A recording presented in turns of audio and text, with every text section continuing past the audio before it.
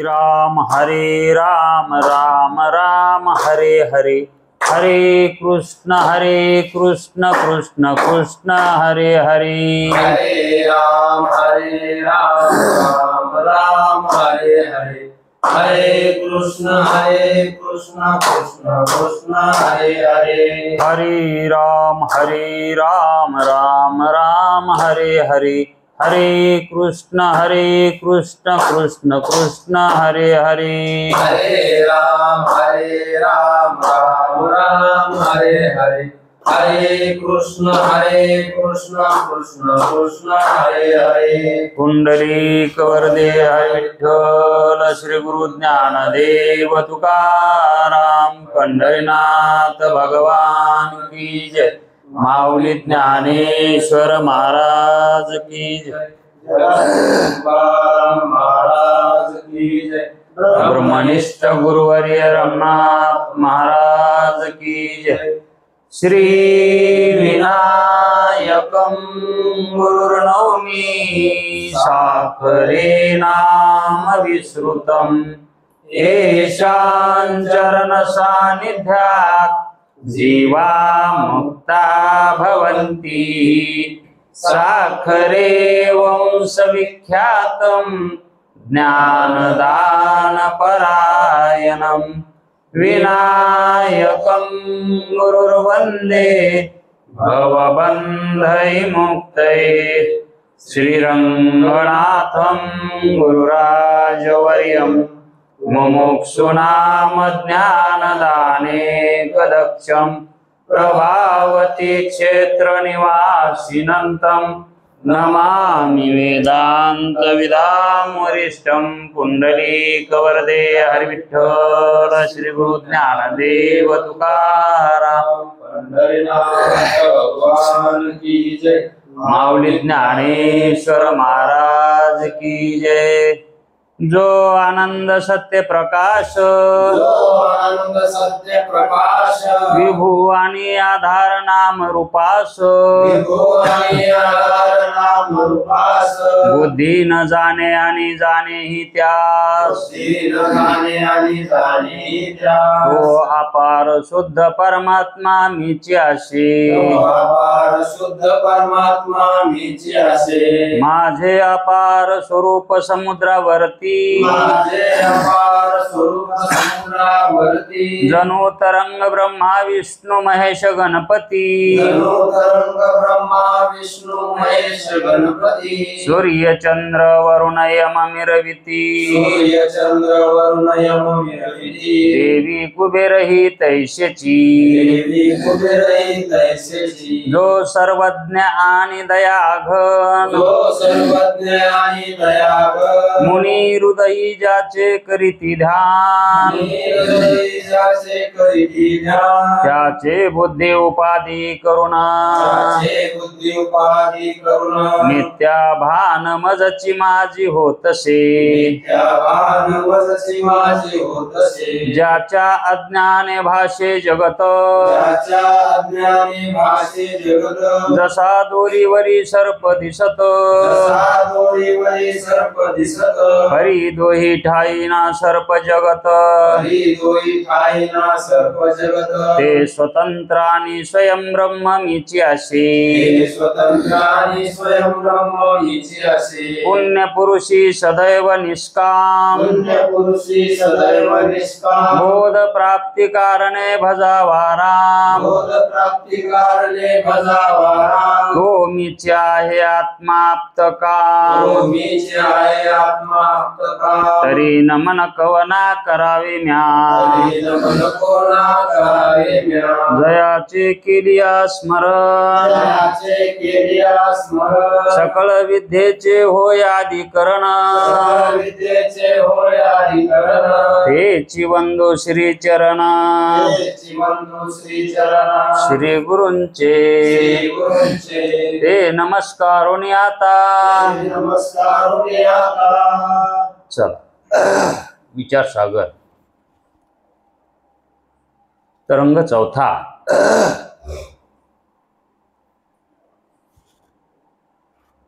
परिच्छेद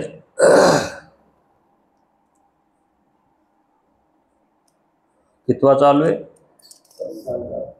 14वा चालू आहे.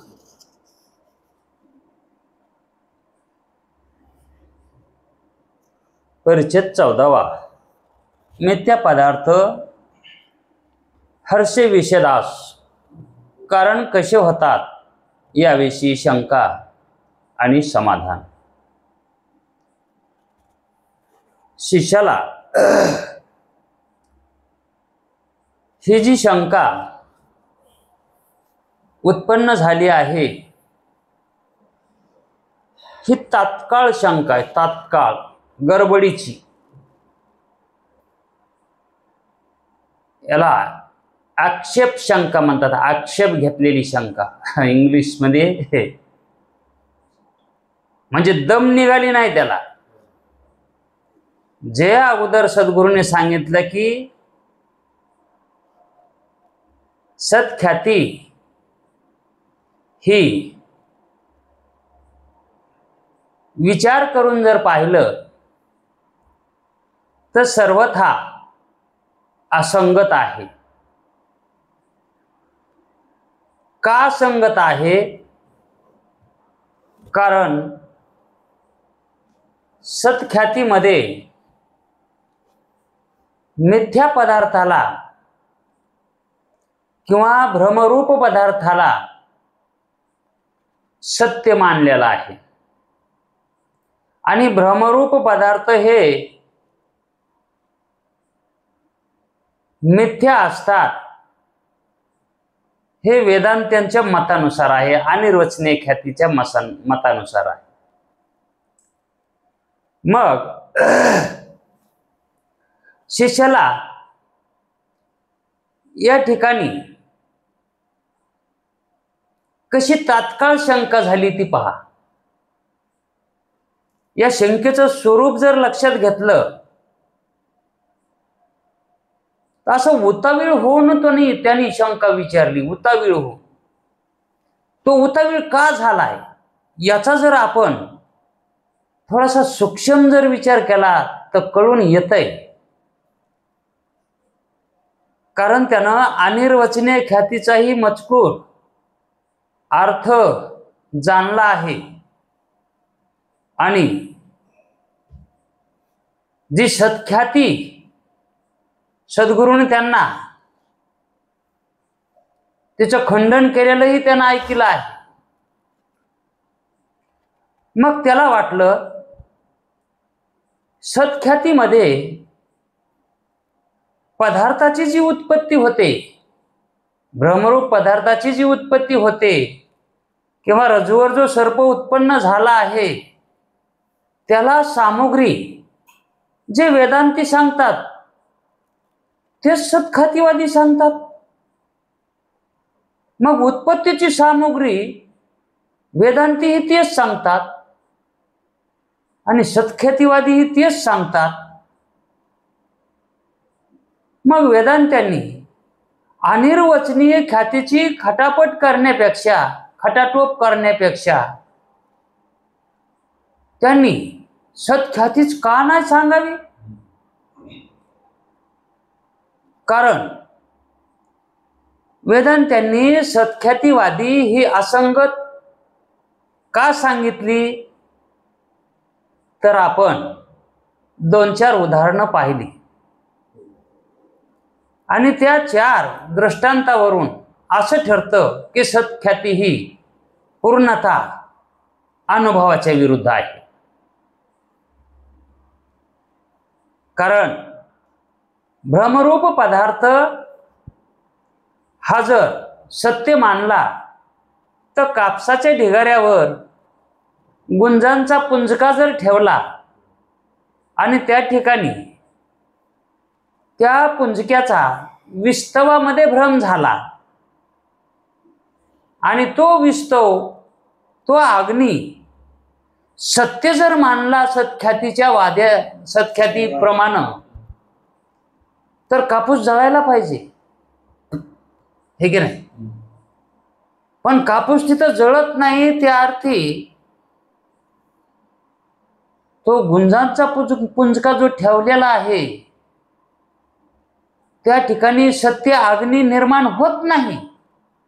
आणि जर झालाच असता सत्य तर कापसाची गंजी काय त्या ठिकाणी राहिली नसती. म्हणून सत्ख्याती ही पूर्णता असंगत आहे. आणि शेवटी असं सांगितलं, सत्ख्याती ही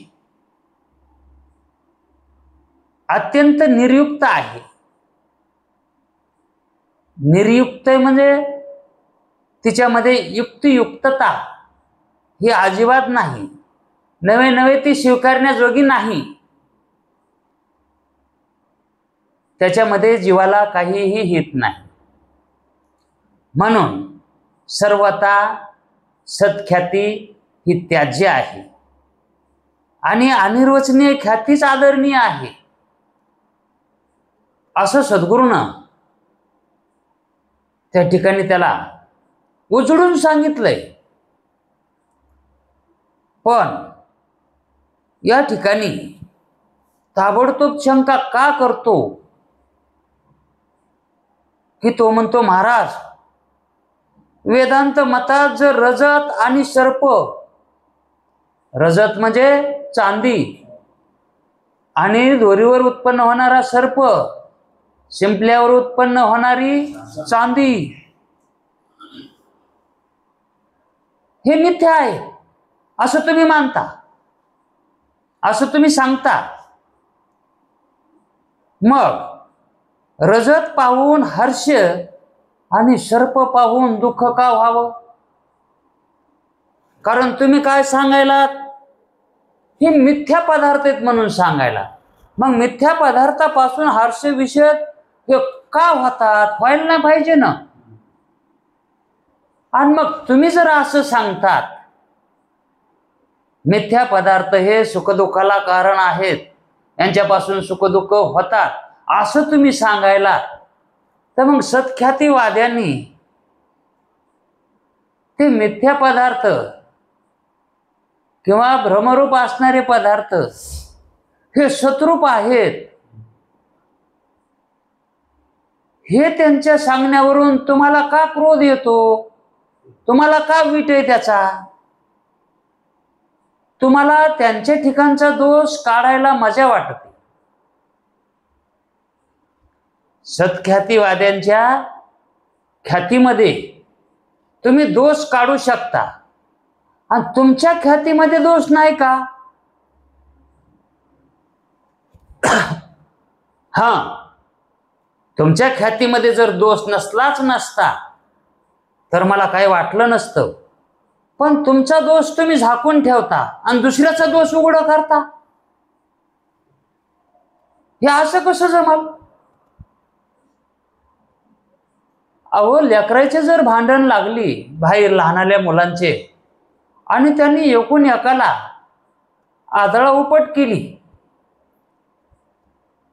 तर दोन्ही लेकरं घरी रडत येतात आणि आईला सांगतात की मला यानं मारलं म्हणून. ते म्हणतं ते मला याला मार. मग एकाची आई जिला जास्त कनवाळा येतो ती तिला भांडायला येते की तू या लेकरांना असं केलं म्हणून. त्याला नीट सांगा येत नाही का? नीट संस्कार लावता येत नाहीत का? पण आता ते दोघांनाही एकूण एकाला मारले, पण ती त्याचं सांत्वन घरीच करण्यापेक्षा ती त्याला घेऊन भांडायला आली इकडं दुसऱ्या लेकराचे माईला त्याच्या.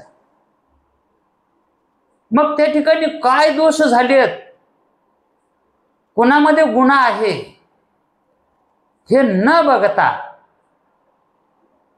ती दुसऱ्या बाईला भांडायला येते.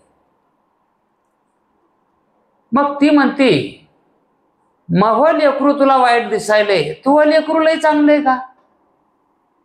तू लय गुणाचं आहे का? मग भांड कुदळेन तू, म्हणजे तुया लेकराचे गुण तो झाकून ठेवायचे आणि माझ्या लेकराचे तुला गुण उघडे दिसायले तर ते दाखवा नाही. हे जसं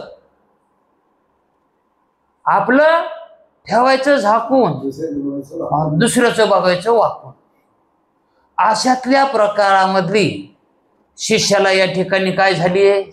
शंका झाली. तुम्ही अनिर्वचनीय ख्याती सांगता, तर त्यामध्ये तुम्ही रजत किंवा सर्प हे मिथ्याच सांगता ना.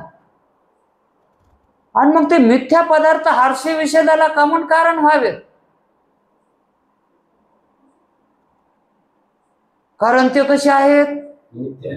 हा, जर सत्य असले असते तर मग हर्ष विषेदाला कारण मानता येतील. आणि मग हर्ष विषेद होतात ना, मग सत्ख्यातीवाद्याचं म्हणणंच बरोबर आहे असं मला वाटायला. कारण सत्य प्रतितीमध्ये हर्ष विषाद मानणं, सुखदुःख मानणं हे साहजिक आहे. पण तुम्ही पदार्थ मिथ्या सांगतात आणि हर्ष विषादाला कारण सांगतात. आता ही शंका थोडीशी गुरुला अडविल्यासारखी वाटायली का विनंतीनुसार वाटायली? बरं, हा, गुरुला अडविलं इथं आता त्यानं. कारण शिष्य गुरुला अडवितो आणि गुरुही शिष्याला अडवित असतो. ज्ञान अज्ञानाला अडवितो आणि अज्ञान ज्ञानाला बी अडवितो. आडवा आडवीचे प्रश्न सर्व ठिकाणी येतं.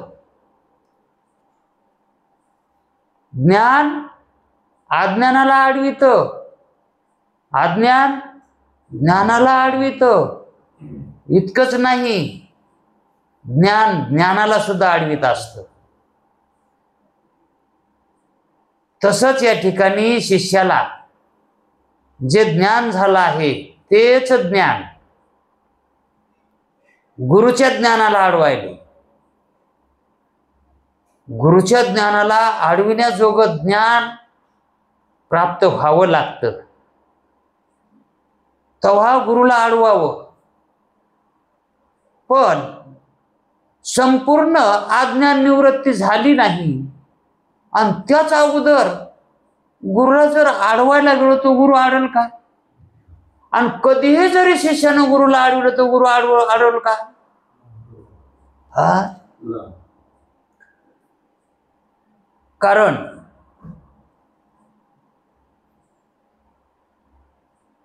एक पैलवान होता, पैलवान. आणि त्या पैलवानानं पुन्हा काय केलं, त्याने कुस्तीचा आखाडा निर्माण केला आणि तिथं अनेक जणांना डावपेच शिकवायला तिनं तालीम चालू केली. आता मग दररोज त्यांचा तो कार्यक्रम, तो त्यांचा गुरु त्यांना डावपेच शिकवायचा, त्यांच्याबरोबर खेळायचा. आणि मग त्याच्यातला एक असा पैलवान, असा चरबट निघाला. त्याला वाटलं आता मी गुरुला सुद्धा ऐकत नाही. गुरुला चॅलेंज केलं त्यानं, म्हणला तुमच्या संगत मी खरी कुस्ती खेळतो. म्या सगळे आखाडे पालते पाळलेत, कारण मी आता हिंद केसरी झालो. आता मला फक्त तुम्हाला जिंकायचं राहिले, माझ्या बरोबर तुम्ही कुस्ती करा. ते म्हणलं काय हरकत नाही.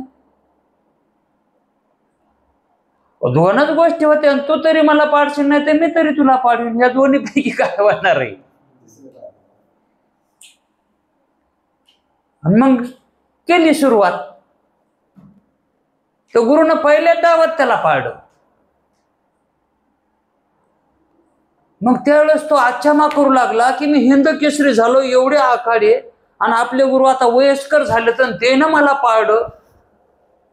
याचं कारण विचारावं. तर तो म्हणला गुरुजी मला कस काय तुम्ही पाडलं? ते म्हणलं तुला हे डाव माहित होता का मी हाणल्याला? ते म्हणला नाही. त्याची तोड माहित होती का तुला? नाही. म्हणलं मग पडशील नाही तर कसा होशील? ते म्हणलं मग तुम्ही मला का म्हणून शिकविला नाही ते डाव? ते म्हणलं आम्ही भागल्या हाताना अशा माणसासाठी ठेवत असतो, आम्हाला माहित असतं एखादं तरी चरबट निघत आहे म्हणून. तसं गुरु कधीच त्या ठिकाणी शिष्याला शिष्याकडून अडवल्या जात नाही. असाच ह्या ठिकाणी प्रसंग झालाय की शिष्यानं गुरुला अडवलंय की तुम्ही तुमच्या ख्यातीमध्ये पदार्थ मिथ्या सांगून हर्ष विषादाला कारण ठरायले, तर कारण आम्हाला अनुभव आहे. कारण रज्जूवर सर्पाची उत्पत्ती झाली की तिथं भय वाटतंय, आणि सर्प तर मिथ्या आहे तुमच्या म्हणण्यानुसार, आणि मिथ्या सर्पापासून भय का व्हावं?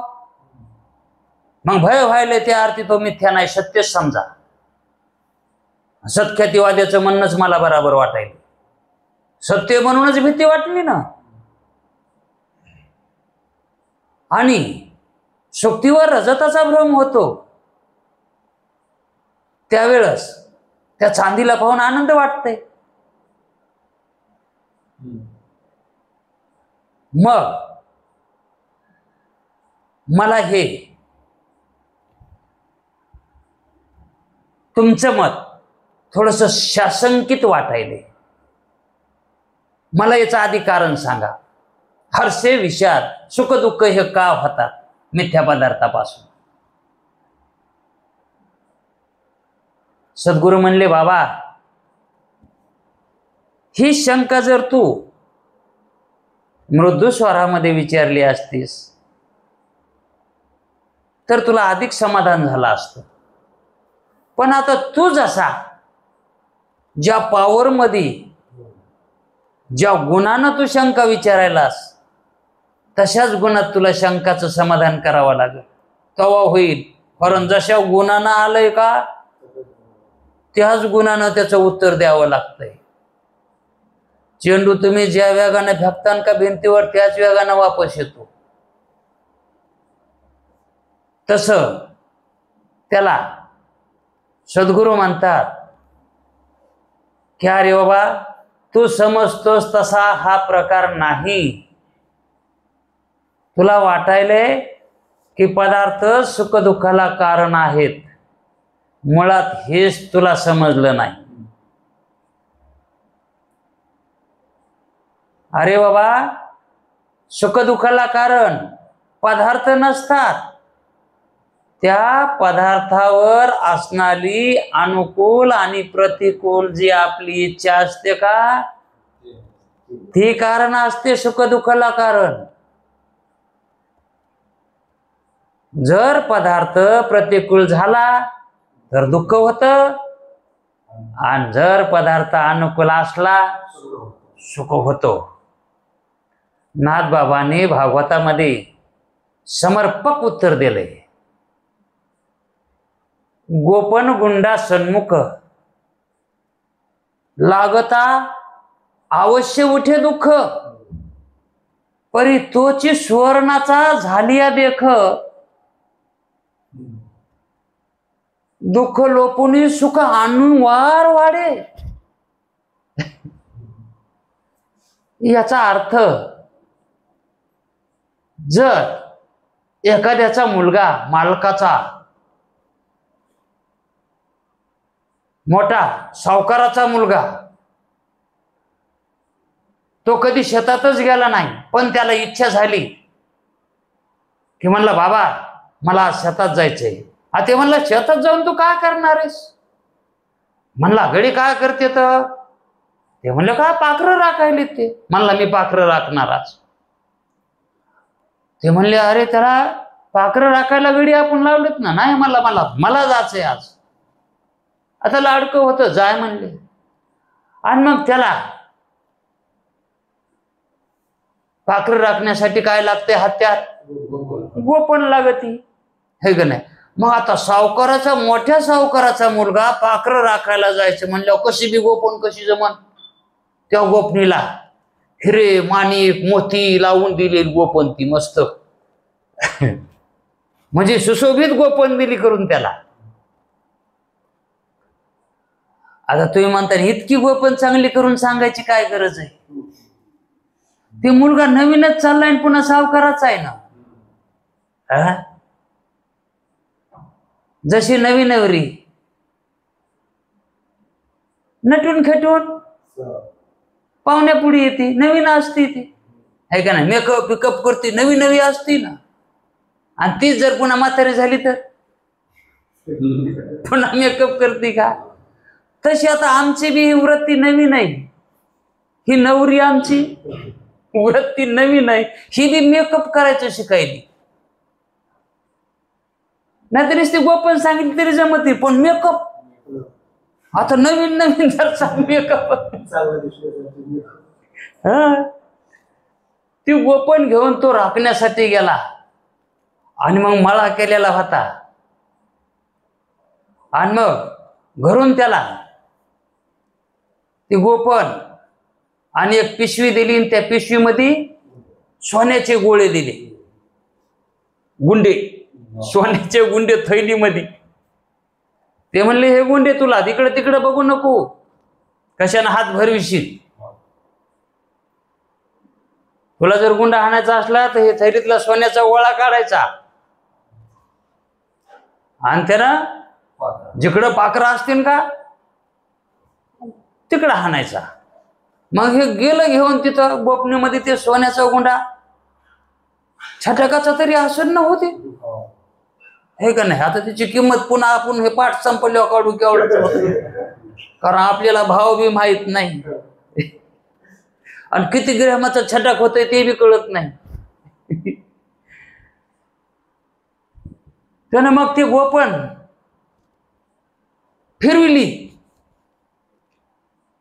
पण त्या ठिकाणी एक बहिर दिशेला गेलेला माणूस होता, किंवा वाटसर येत असन, पाऊलवाट असन तिथून कुठून. नेमका त्याच्या पाठीमध्ये बसला गुंडा. कोणाच्या? त्या माणसाच्या. लागला आरडायला, कोणी हाणलं रे, कोणी हाणलं रे, कोणी हाणलं रे.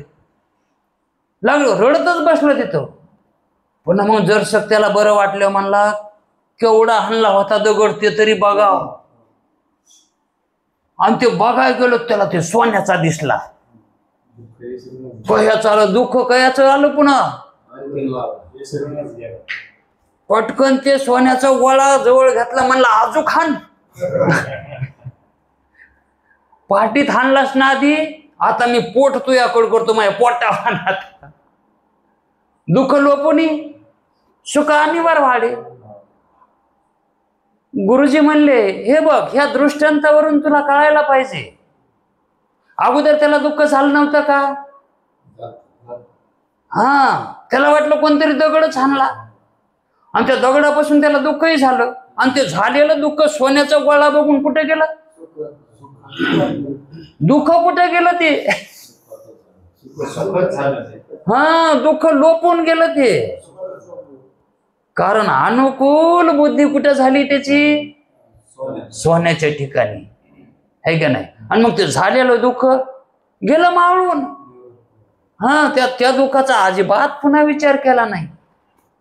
उलट तिथून त्यानं काढता पाय घातला. जर न्याला कोणी आला ते गुंडा तर तितक्यावरच घेऊन तो निघून गेला.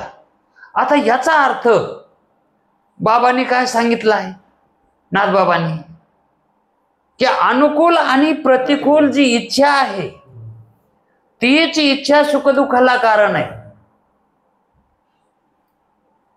असंच नवीन लग्न झालं, मुलगी नांदायला गेली आणि तिकडे नवरा बायकोचे कयाहून तरी भांडणं लागले, कयाहून तरी भांडणं लागले. आणि मग त्या पोरीला आणून घातलं. आणि मग आणून घालताना तेव्हा त्यावेळेस काय म्हणत नाही तो. जरसं का अगोदर दुसऱ्या 4 गोष्टी बोलते तर पुन्हा विषय काढते. मग कस काय आणलं पोरीला, काय ते म्हणलं का आमचं हे ऐकतच नाही. सासऱ्याला आरोतुरं बोलायली, नवऱ्याला आरोतुरं बोलायली, त्याला नावानंच हाक मारायली. ही काय वागणूक बाबा असली, आमच्या घरी असं जमत नाही. हे आम्हाला वागणूक पटत नाही. ते म्हणले बाबा आता आताची पिढी ही नवऱ्याला आरोतुरच बोलायली. त्याला बरं वाटत असन, आता त्याला बरं वाटायलंय ना नवऱ्याला, पण सासऱ्याला तिच्या सासऱ्याला ते बरं वाटना. आता त्याला नावानं हाक मारलेलं, हा, त्याला बरं वाटेल, त्याला अनुकूल वाटायले, पण सासऱ्याला प्रतिकूल वाटायले.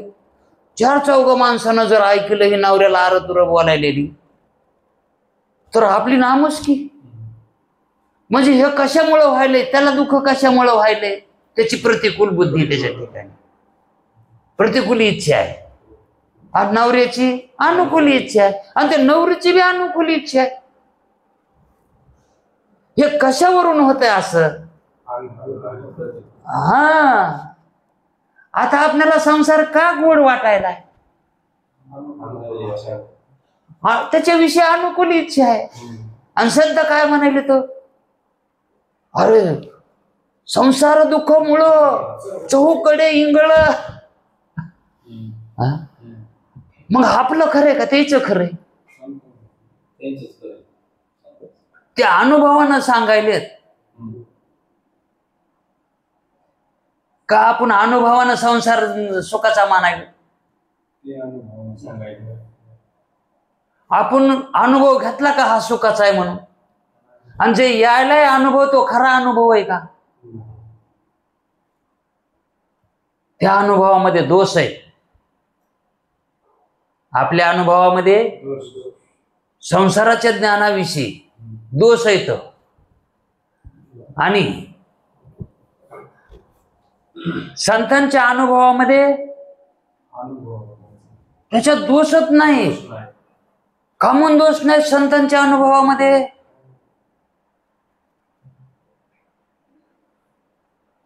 कारण संतांना प्रमाज्ञान असतंय आणि प्रमाज्ञानामध्ये दोष अजिबात नसतंय, कारण ते प्रमाणजन्य असतंय ना ज्ञान. आणि तसं जीवाचं प्रमाणजन्य ज्ञान आहे का? आणि मग प्रमाणजन्य जे ज्ञान असतं ते जर अनुभवामध्ये जर असेल तर तो अनुभव केवढा म्हणावा. म्हणून अनुभव प्रमाणजन्य असावा. अनुभव कसा असावा? प्रमाणजन्य असावा. आणि संस्कार अनुभवजन्य असावेत. संस्कार ही कसे असावेत? हा, आणि जर ते अनुभवजन्य संस्कार असतील आणि त्या संस्कारानुसार स्मृती होत असेल, मग त्या स्मृतीलाही आम्ही काय करू? प्रमाणजन्य मानू. पण त्या स्मृतीला जी संस्कारापासून उत्पन्न होती त्या संस्काराला अनुभव नसेल आणि त्या अनुभवाला प्रमा म्हणजे प्रामाण्य नसेल, तर त्या स्मृतीला प्रमा कसं मानावं? म्हणून स्मृतीला प्रमा मानलं नाही. कारण स्मृती ज्ञान हे संस्कारापासून उत्पन्न होते. आणि ते संस्कार जर अनुभवजन्य असतील आणि तो अनुभव जर प्रमाणजन्य असेल, प्रमाजन्य असेल, तर मग मात्र ती स्मृती कोणी कोणी मानलेली आहे ती पण प्रमारूप आहे म्हणून. पण वास्तविक पाहता या ठिकाणी शिष्य म्हणतो असा आम्हाला काहीतरी प्रमाण की तुम्ही जे अनिर्वचनीय ख्याती सांगता आणि ते अनिर्वचनीय ख्याती काहीतरी अनुभवाला ताडून पाहण्यासाठी काहीतरी युक्ती सांगा ना, काहीतरी प्रमाण, काहीतरी अनुभव. कशी मानायची तुमची अनिर्वचनीय ख्याती सत्य म्हणून? तीच उपयुक्त कशी मानायची? हो मानू आम्ही, पण आम्हाला काहीतरी त्याचा अनुभव, काहीतरी हे द्या ना, काय म्हणते त्याला, प्रचिती, काहीतरी आम्हाला अनुभव त्याचा सांगा ना. गुरुजी म्हणले बाबा अनुभव आहे असं तू सरळ सरळ जर विचारशील तर तुला सर्व काय मिळत, पण असा जरा उद्धटवणी विचारू नको ना. आपला विषय काय, आपला ग्रंथ कोणता, आपण कोण्या वृत्तीनं ऐकायलोत, कोणाकडून ऐकायलोत, ग्रंथाला कशाचं प्रमाण नाही, ग्रंथ कोणी लिहिलेला आहे, कोणी लिहिलेला आहे ग्रंथ? पंडित निश्चलदास स्वामीचा आहे. आणि ते काय झालेले पंडित नव्हते, ते असलेले पंडित होते. हे शिकून पंडित होतेत ना, तसे पंडित नव्हते हे. हा, ते होतेच पंडित, पण ते ब्राह्मण नसल्यामुळे त्यांना काय म्हणत होते? साधू म्हणत होते. आणि ब्राह्मणाला त्यावेळेस पंडित म्हणायचे. काहून तर ब्राह्मण लोक दुसऱ्या जातीला पंडित म्हणू देत नव्हते. आता मराठ्यानं जरी एखादं लग्न लावण्याचे जर त्यानं हे केलं ना, काय धंदा करून त्यानं सुरू केला लग्न लावून द्यायची, पण त्याला ब्राह्मण म्हणत नाहीत. त्याला ब्राह्मण म्हणणार नाही, का म्हणतो ते मराठी ना. तसं निश्चलदास स्वामी हे ब्राह्मण कुळातले नव्हते, पण ब्राह्मणापेक्षा वर्तणूक त्यांची कारण त्या काळामध्ये तसा काळ होता. आणि मग त्यावेळेस त्यांचे गुरु मात्र पंडित होते, ब्राह्मण होते, पितांबर स्वामी. मग अवघान आलं म्हणून सांगितलं. इथं शिष्य म्हणतो की मला काहीतरी अनुभवाला ताडण करून काहीतरी मला त्याची अशी खूण मांडून द्या की अनिर्वचनीय ख्याती याच्यामुळंच सत्य आहे, म्हणजे योग्य आहे. त्यावेळेस गुरुजी म्हणले, अनुभवासाठी तुला दृष्टांत आहे किंवा प्रमाण बी आहे. कारण अनुभव सांगण्यासाठी तुला स्वप्नाचा अनुभव आहे, तुला अनुभवच पाहिजे ना. मग स्वप्नाचा अनुभव आहे ना तुला. तुला स्वप्न पडतात का? हो म्हणला, पडतात स्वप्न. मग स्वप्नामध्ये ज्याप्रमाणे स्वप्नात अंतःकरण वृत्ती ही बाहेर न जाता, अंतःकरण वृत्ती स्वप्नामध्ये बाहेर जाते का? स्वप्न पदार्थ पाहिला आताच उत्पन्न होती ती. मग ती वृत्ती कुणाची आहे? अंतःकरणाची आहे का ती? स्वप्न पदार्थ जी वृत्ती जाणती ती वृत्ती कोणाची? हा, अंतःकरणोपही जे साक्षी चैतन्य आहे का, आणि त्या चैतन्याच्या आश्रित जी अविद्या आहे का, ती अविद्या त्या वृत्तीला उपादान कारण आहे. आणि त्या वृत्तीनं तो साक्षी पदार्थाचं ज्ञान स्वप्नातल्या उत्पन्न करतो, आणि त्याचं ज्ञान ही त्यानं त्याच वृत्तीनं आहे की नाही. म्हणून अविद्यापासून पदार्थाची उत्पत्ती होते, आणि त्या पदार्थाचं ज्ञान ही त्याच अविद्येपासून होतंय. आता ज्ञान बिन पदार्थ तिथं कसं काय उत्पन्न व्हायला? तो पदार्थ उत्पन्न होतोय आणि त्या पदार्थाचं ज्ञान बी होतंय. आता पदार्थाच्या उत्पत्तीला काय लागत आहे? है की नाही. मग अविद्याच्या ठिकाणी काय आहे? तिन्ही गुण आहेत. अविद्या तिन्ही गुणाने युक्त आहे, त्रिगुणात्मक माया आहे, आणि तेच माया म्हणजेच अविद्या. मग त्या अविद्येमध्ये तिन्ही गुण असल्यामुळं तमगुणाचा परिणाम पदार्थाची उत्पत्ती, हे का नाही. मग लहान पदार्थ का मोठा पदार्थ कसाही असो ती उत्पन्न करते म्हणजे करते, कारण तिच्यामध्ये हा तशी विलक्षण शक्ती आहे तिच्यामध्ये. हा चमत्कार तिला करता येतो. केवढा चमत्कार येतो. मला वाटतं ह्याच्यापेक्षा मोठा चमत्कार कोणताच नसा. हे जगत दृश्यत्वाला येणं आणि जीवाला स्वप्न दिसणं, हे केवढा चमत्कार आहे हे. पण हे चमत्कार कोणीच मानेना झाले. हा पण चमत्कार नाही का हे. हा चमत्कार तर मानिस नात, उलट सत्य मानायलेत. आणि जर जगताला चमत्कार म्हणून जर बघितलं तर नाही का अनिर्वचनी काढायची ख्याती तवाच. हा जगत अनिर्वचनीय नाही का वाटायचं मिथ्या.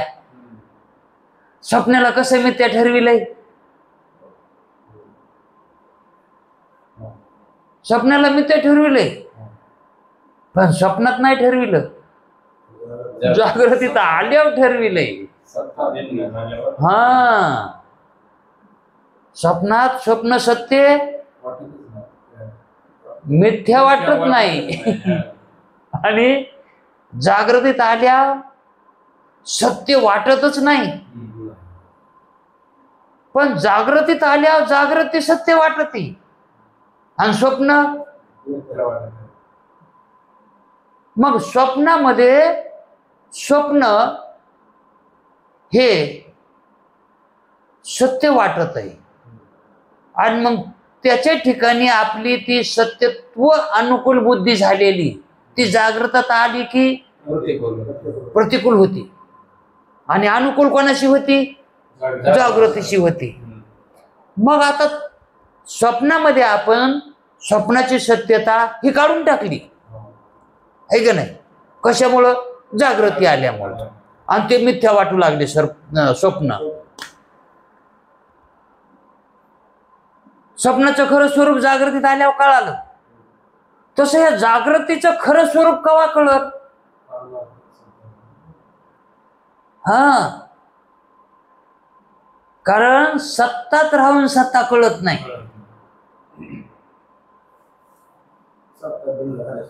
सत्ता भिन्न झाल्याशिवाय.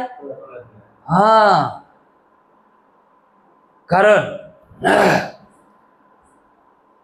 घडीमध्ये 12वर काटा आल्याशिवाय 12 वाजत नाहीत. हा 12च्या पुढे जरशाक तरी जावं लागतंय तेव्हा म्हणावं लागतंय 12 वाजले. हा तेव्हा ज्ञान होतंय त्या 12चं. 12 वाजलेले असले तरी बी 12 नाही वाजले. 12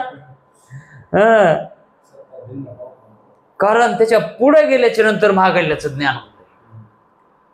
तसं जागृतीतलं जे सत्यत्व आहे हे मिथ्यात्व कधी होणार. जेव्हा आपण पारमार्थिक सत्ता अवलंबन करू, प्राप्त करू, त्या सत्तेमध्ये जाऊ, त्यावेळेस जागृती सुद्धा मिथ्या वाटते. मग जागृती मिथ्या ही करून घ्यावी लागते का होते. कशानं. कशाच. हा ज्यावेळेस ब्रह्माचं ज्ञान झालं, जीव ब्रह्मा ऐक्य ज्ञान झालं की जागृती म्हणजे हे संसार जो आहे हा आपोआप मिथ्या ठरतो. याला मिथ्या करायची गरजच काय. त्या हायच ना. जे हाय त्याला काय करायची गरज आहे. आणि ब्रह्म सत्यच आहे त्याला तरी काय सत्य करून. आणि मग ब्रह्म कसं कळून द्यावं. ब्रह्म हाय म्हणून कळून द्यावं का असंय म्हणून कळून द्यावं. शास्त्र गुरु वेद काय सांगायले तर ब्रह्म ब्रह्म सांगायलेत का? ब्रह्म कसंय म्हणून सांगायलेत. ब्रह्म सांगणार ते, आणि संसार मिथ्या म्हणूनच सांगणार. कारण संसार मिथ्या हा आपोआपच होतो केव्हा? हा, ब्रह्माचं ज्ञान झालं. त्याचं कसं ज्ञान व्हायचं, ते कसंय म्हणून हे कळून घ्यायचंय. फक्त ब्रह्माचं ज्ञान नाही करून घ्यायचं, ते कसंय. हा, जर एखादीला लेकरू झालं, ते लेकरू बघायला जर गेलं तर ती लेकरू बघत नाही, ते कसंय लेकरू हे बघत.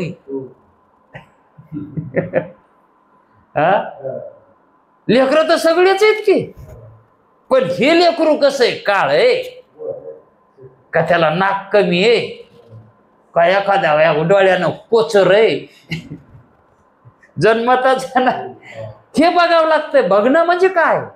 तसं ब्रह्माचं लक्षण बघावं लागतं की ते कसंय ब्रह्म. म्हणून वेदशास्त्र सद्गुरू काय सांगतात? ब्रह्म कसंय ते सांगतात, ब्रह्म सांगत नाही. आणि संसार मिथ्या आहे म्हणून तर सांगतच नाही, ते आहेच ना. मग कोणी केला संसार मिथ्या? सद्गुरूनं सांगितलं म्हणून झाला का तुम्ही केला म्हणून मिथ्या झाला?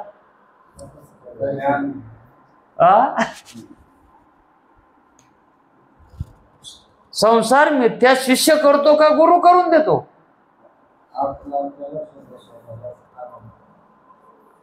शाळामध्ये गुरुजींनी मुलाला प्रश्न विचारला,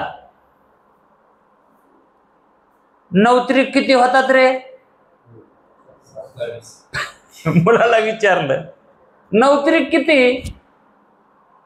ते म्हणला 27. म्हणला पाढा पाठ आहे तुला? हो. मग ते म्हणले 27 म्हणजे किती? कसे लिहितात 27? ते म्हणलं 2 7 27. गुरुजी म्हणले त्याच्यातलं जर 7 काढून घेतले तर खाली किती राहतात? ते म्हणला 2. म्हणलं मग ते 7 किती नेले? अहो 27 मधले 7 काढून घेतले, खाली किती राहिले? आणि मग त्या 7 नेले किती? आता हे तुम्हीच सांगायलात, मी म्हणलं का?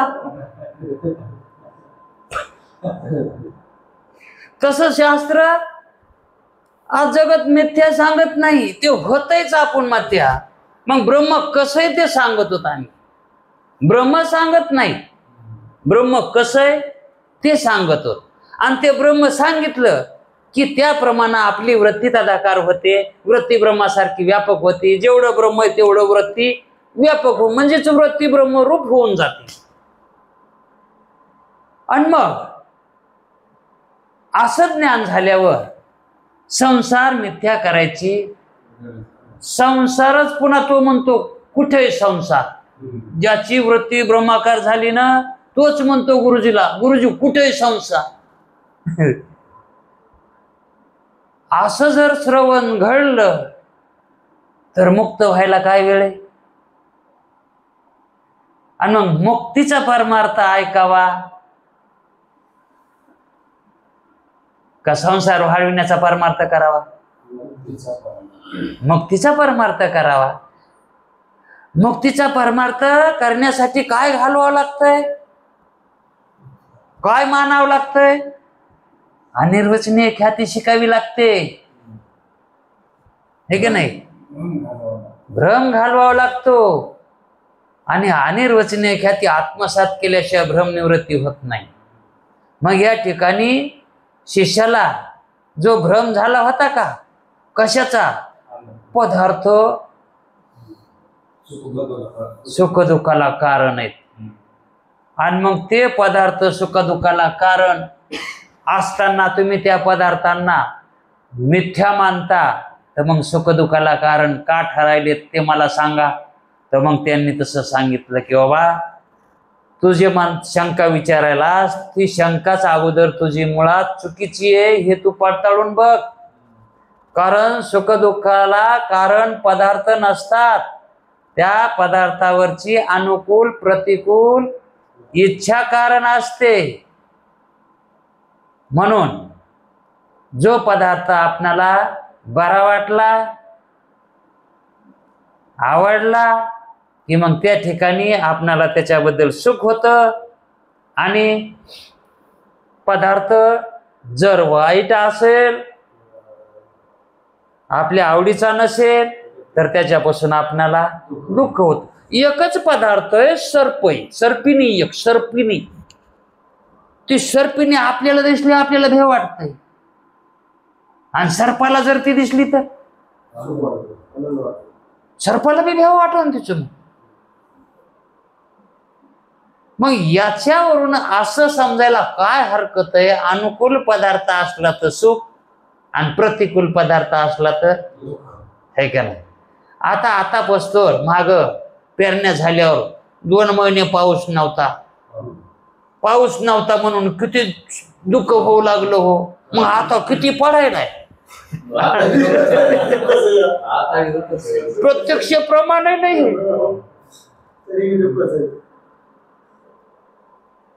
म्हणजेच आता पाऊस प्रतिकूल इच्छित आहे, हे का नाही. आता नसायला पाहिजे पण यायलाय म्हणून दुःख आहे, आणि त्यावेळेस यायला पाहिजे होता म्हणून दुःख. म्हणजे सुख दुःख कशामुळे व्हायलेत. हा, हे शिष्याला समजून सांगितलंय. आणि मग स्वप्नाचा अनुभव सद्गुरूंनी सांगितलं की स्वप्नाचे पदार्थ जे उत्पन्न होतात ते अंतःकरणोपही साक्षी चैतन्याच्या आश्रित जी अविद्या असते, ती अविद्या तमोगुणाने युक्त असल्यामुळं पदार्थाची उत्पत्ती होते, आणि सत्वगुणानेही युक्त असल्यामुळं त्या ठिकाणी ज्ञानाचीही उत्पत्ती करते. पण ते ज्ञान, ते पदार्थ साक्षी भाष्य आहेत, प्रमाता भाष्य म्हणता येत नाहीत. कारण ते अंतःकरणा वाचून, तिथं स्वप्नामध्ये अंतःकरण कुठे आहे, आणि ते अंतःकरणामध्ये नाहीत बी ते पदार्थ. हे साक्षीनं, त्यानं साक्षीनच तशी कल्पना केलेली आहे आणि ते पदार्थाची उत्पत्ती केली. तमगुण अंशापासून स्वप्न पदार्थ उत्पन्न होतात, आणि त्याच अविद्येच्या सत्वगुणापासून त्या पदार्थाचे ज्ञान उत्पन्न होते. ते दुसरी कोणतीच ख्याती मानता येत नाही. आता कोणची ख्याती लावावं, तिथं कोणता विचार लावा. स्वप्नस्थ पदार्थाच्या ठिकाणी कोणचा विचार लावा, कोणती ख्याती लावा तिथं. आता तिथं सत्पदार्थ मानायचे का. नवे महागलच्या ज्या आपण 5 ख्यात्या बघितल्या, त्या ख्यात्याचं ह्या ठिकाणी चलन का काही. म्हणून दुसरी कोणतीच योजना नाही अनिर्वचनीय ख्याती मानल्याशिवाय. याप्रमाणे शरीराहून बाहेर रज्जू सर्पाधिक आणि शरीराच्या आत स्वप्न पदार्थ, शरीराच्या बाहेर रज्जू सर्पाधिक किंवा सुक्ती रजत, हे जे उत्पन्न होतात, आणि शरीराच्या आत स्वप्न पदार्थ उत्पन्न होतात, हे अविद्येकडूनच उत्पन्न होतात ना. याला कारण कोण आहे. उपादान कारण अविद्याच आहे ना. आणि मग अनिर्वचनीय हे अविद्येकडूनच उत्पन्न होतात.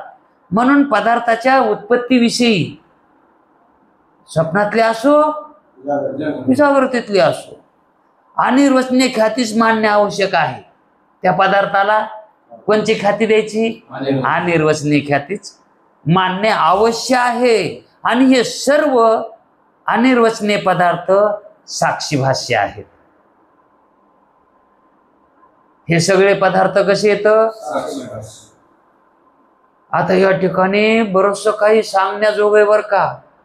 आता अंतःकरणाच्या बाहेरचे म्हणजे शरीराच्या बाहेरचे पदार्थ इथं म्हणाले साक्षी भाष्य, पण या ठिकाणी तत्पूर आताच्या विषयानुसार फक्त रज्जूवर सर्प जे उत्पन्न होतो तोच धरायचा, पुढे तो विषय येणार आहे. म्हणून शरीराच्या बाहेर होणारे भ्रम आणि शरीराच्या आत होणारे भ्रम हे भ्रमरूप पदार्थ हे साक्षी भाष्ये आहेत. सुख दुःख सुद्धा सुख दुःख सुद्धा आणि स्मृती ज्ञान सुद्धा तो विषय पुढे येणारच आहे. साक्षी ज्या पदार्थाच्या अविद्यावृत्तीने प्रकाशन करतो, साक्षी अविद्यावृत्तीनं ज्या पदार्थाचं प्रकाशन करतो त्या पदार्थाला साक्षी भाष्य म्हणतात, अशी व्याख्याच करून ठेवली. मग रजवादिकांचे ठिकाणी रज्जू सर्पाच्या ठिकाणी किंवा सुक्ती रजताच्या ठिकाणी अनिर्वचनीय सर्पादिक आणि त्यांचे ज्ञान या दोष भ्रम किंवा आद्याशी म्हणतात. हे जे पदार्थ उत्पन्न होतात हे भ्रमरूप असतात आणि त्या भ्रमरूप पदार्थाला आध्यासिक पदार्थ म्हणतात. ते अध्यास व्हायला, अध्यास म्हणजेच भ्रम आहे का नाही. मग जेवढे आध्यासिक पदार्थ आहेत, भ्रमरूप पदार्थ आहेत, ते सगळे साक्षी भाष्यच असतात, साक्षीनच उत्पन्न केलेले असतात. ते साक्षीच प्रकाशन करतो. त्याचं प्रकाशन करणारे एक प्रमाता चैतन्य आणि एक साक्षी चैतन्य. आता प्रमाता चैतन्य कुठं मानायचं तर बुद्धीच्या ठिकाणी जे प्रतिबिंबित झालंय का, बुद्धीच्या ठिकाणी प्रतिबिंबित झालेलं ते प्रमाता चैतन्य आणि अंतःकरण पैजे चैतन्य ते साक्षी चैतन्य आणि ते द्रष्टा आहे. जे साक्षी चैतन्य का आणि ते आपण आहेत खरे. आपण ते द्रष्टा ते खरे आहेत आपण आणि त्या द्रष्टाचेच काय झालो, साक्षी झालो आणि त्या साक्षीच प्रतिबिंब बुद्धीत पडले म्हणून जीव झालो, प्रमाता झालो. पण खरं स्वरूप आपलं साक्षी रूप आहे. आणि मग हे जे पदार्थ प्रतीतीला यायले तर हे सुद्धा साक्षी भाष्यच आहेत. हे जागृतीतली व्यवस्था लावण्यासाठी हे बुद्धीचे मानले, पुन्हा येणार आहे तसं ते, पण लक्षात असू द्या हे गोळ पुन्हा आणखी दुसरा वाढणार आहे. म्हणून या दोष भ्रम किंवा आध्याशी म्हणतात. या दोहाला म्हणजे कोणा दोनाला, अंतःकरणातल्या पदार्थाला म्हणजे स्वप्नस्थ पदार्थाला आणि शरीराच्या बाहेर उत्पन्न होणारे जे भ्रमरूप पदार्थ आहेत त्या भ्रमाला, याला आध्यासिक पदार्थ म्हणतात. आणि तो भ्रम अविद्येचा परिणाम आहे. हा भ्रम जो उत्पन्न होतो का भ्रमरूप पदार्थ, तो पदार्थ अविद्येचा परिणाम आहे. आणि चैतन्याचा काय आहे, असं गुरुजीनं शेवटी त्याच्यावर असं हे ओझ ठेवलं. असं विचारणाऱ्याला काय करायला पाहिजे, जर एखाद्यानं गुन्हा केला, आता गुन्ह्यातून त्यानं शंका विचारलेली होती, गुन्हा झालाय बरं का त्याच्याकडून, पण हे लय छुपा गुन्हा, कोणालाच कळत नाही, हे गुन्ह्यातून शंका विचारली म्हणून. आणि असं गुन्ह्यातून जो विचारतो ना, समजा एखाद्यानं चोरी केली आणि ती चोरी पकडावी, त्याची आणि त्याला पकडल्या बोलत येत, नाना प्रकारचे बोलतात, अद्वा त्याला बोलत येतं, अगोदर खूप बोलत येत.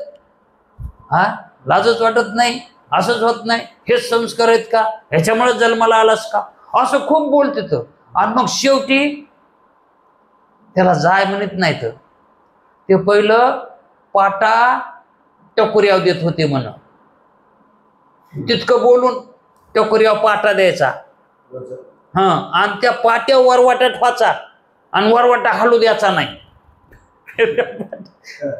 हा ते वरवाटा हल्ला, हा शिक्षा ही पुन्हा.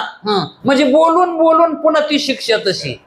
तसं सद्गुरूंनी तर काय केलंय, त्यानं जशी शंका विचारली तसं त्याचं त्याला उत्तर दिलंय समर्पक. आणि पुन्हा हे वज ठुलय. काय वज ठुलय? हे भ्रमरूप पदार्थ आहेत ना, हे अविद्येचा परिणाम आहे. आता खरं पाहिलं तर ही शिक्षा नाही, त्याच्या हितासाठीच आहे. पण हे ज्ञानाचं वज, हे जाणून घ्यायचं वज, असं वज त्याच्या टोकऱ्यात बसलं, वज झालं त्याचं.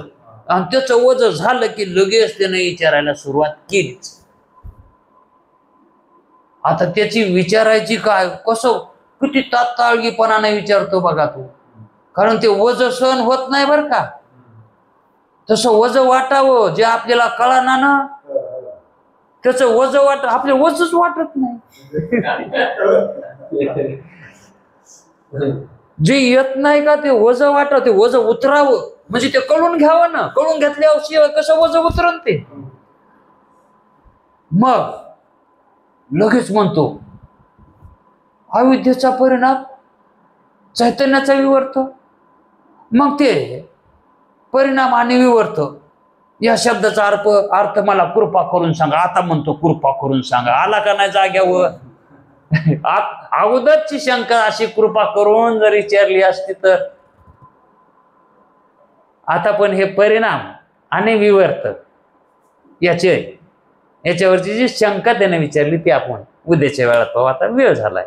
पुंडलिक वरदे हरी विठ्ठल. श्री ज्ञानदेव तुकाराम.